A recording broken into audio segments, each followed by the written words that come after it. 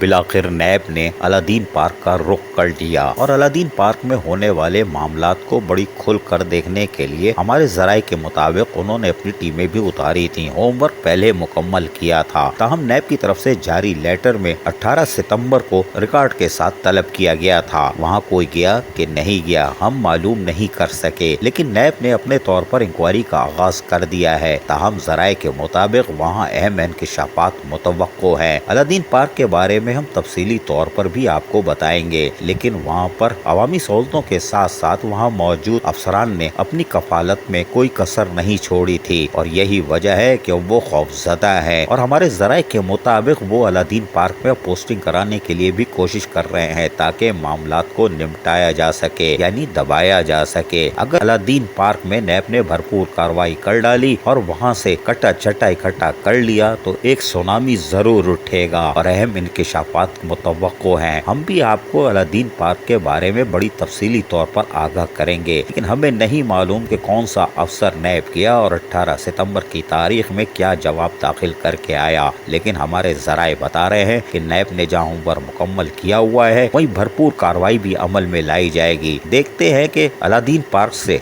बनने वाले अफसरान अपने आप को किस तरह बचाते हैं, क्योंकि हमारी इतलात के मुताबिक बहुत कुछ बाहर जा चुका है, बहुत कुछ यहाँ जमा है और अब अपने आप को बचाने के लिए फौरी पोस्टिंग कराओ ताकि नैब से निमट लें, वरना बुरे फंसेंगे। अब देखते हैं नैब अलादीन पार्क के कौन कौन से इंकशाफात करती है, कौन कौन से अफसरान गिरफ्त में आते हैं। लेकिन अभी नैब ने कहाँ कार्रवाई की है ये भी हमें नहीं मालूम, क्योंकि अलादीन पार्क में बहुत अहम इंकशाफात है। हम चलें आपको आइंदा हफ्ते तफसील से बताएंगे। अजीज आरिफ, KBS बल्दियाती न्यूज़, कराची।